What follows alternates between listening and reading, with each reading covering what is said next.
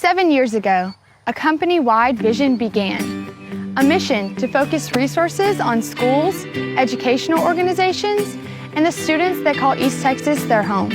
This initiative proved to be excellent preparation for what was to come during the spring of 2020.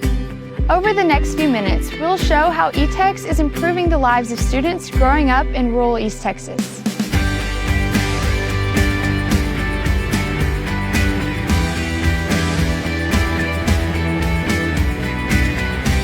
To begin our story, we've asked Matt Fagioni to explain why Etex felt so strongly about this community project.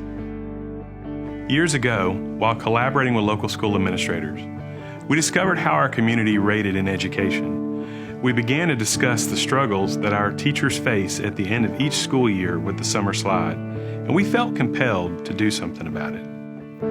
The summer slide is a phrase that refers to the reading skills and math skills that are lost during the summer months. Without practice, reading skills decline. First thing we set out to address was assisting grades K through 4 and focus on keeping reading levels up that had otherwise been falling during the summer, but there were obstacles standing in our way. Many of these families either did not subscribe to the internet or their households were not utilizing online educational resources. Etex recognized that there was a digital disadvantage and created a partnership with area school districts and focused on correcting it. Gilmer ISD administrators were dedicated to working with the Etex team and quickly assembled a task force.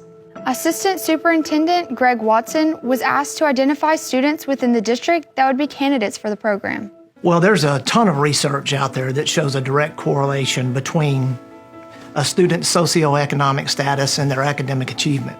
So those same studies tell us that by the age of 4, a child from a low-income family will hear 30 million fewer words than a child from a non-low-income family. Well, students who come from an economically disadvantaged background are more likely to enter kindergarten with learning gaps. Trying to close these gaps and get these students caught up with their peers can be very difficult, especially in a rural community like ours where close to 80% of our students are economically disadvantaged. Many students that live within our region go the whole summer without utilizing the internet for continued education. Talk to any teacher, any educator, and they will describe the disadvantage that they see between those that have access to online resources and use them and those that do not. With this information, the task force sprung into action. First, the focus would be how to utilize existing Etex infrastructure to provide internet to homes without access. Second, how to incentivize students with internet access to dedicate more online time to education. To address some of these concerns, it takes a partnership between the school, the parents, and the community. And we're fortunate to have a business like Etex in our community that's willing to partner with us to provide the best education possible for our students. From this, the summer reading program was born, and the goal was to provide internet to the homes of students who participate. The local school districts identify the students that are best suited for the program and provide a list to Etex. If the household has existing internet access, an account credit is added to incentivize parents and students' involvement. Little did we know that 1 year after piloting this program, a global pandemic would happen and the internet would be elevated as a national essential service.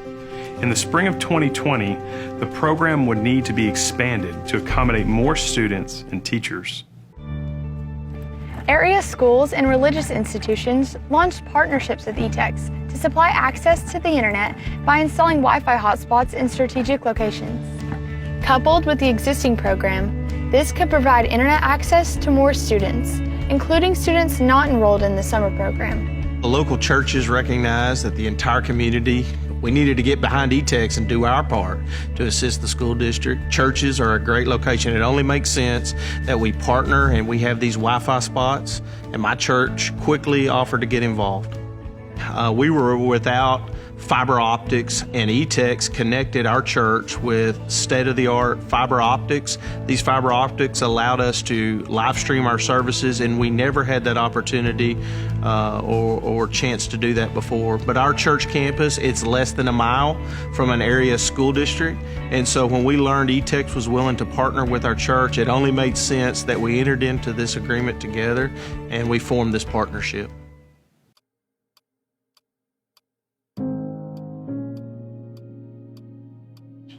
In my sit-down with Charlie Cano, the CEO of Etex, I asked him to explain the plans that are in place and why fiber has been such a central focus. We started our mission years ago of expanding and engineering and upgrading network, which in turn built trust with our community and especially the schools. It seems like a lot of attention, dedication at Etex is on fiber expansion.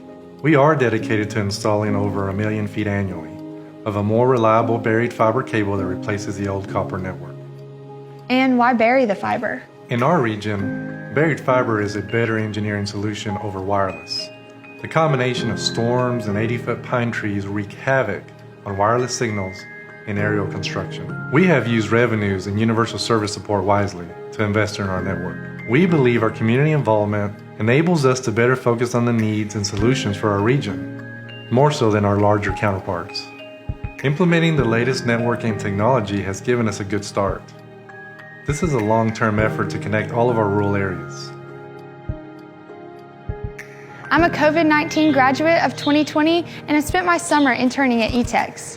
I can honestly say that this company is very conscientious of the needs of the communities it serves and its schools. Thanks for watching.